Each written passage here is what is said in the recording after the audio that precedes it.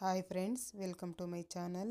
ఈరోజు నేను ఇలా పాత బ్లౌజెస్ ఉంటాయి కదండి, లూజ్ అయినవి, వాటిని డిజైనర్ బ్లౌజ్గా ఎలా మార్చుకోవాలో చూపిస్తాను.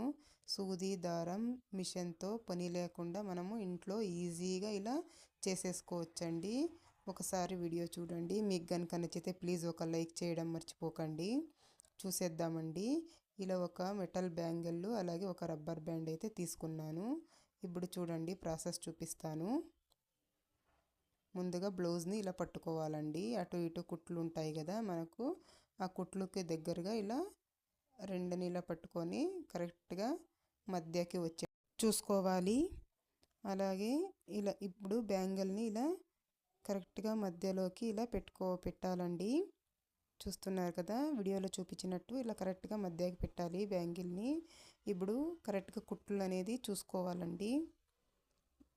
కుట్లని నీట్గా ఇలా బ్యాంగిల్ని ఇలా టైట్గా పట్టుకొని మనం కుట్లు అనేది ఇలా చెక్ చేసుకోవాలి.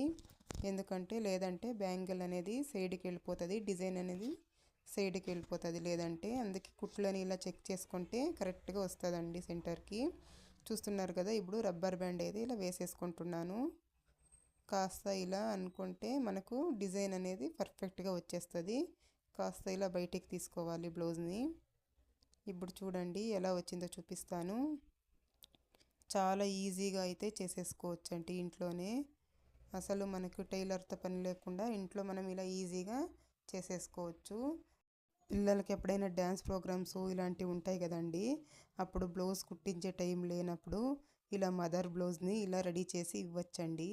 చాలా బాగా కనిపిస్తుంది డిజైన్ అనేది. చూస్తున్నారు కదా ఎంత ఈజీగా చేసేసుకోవచ్చో.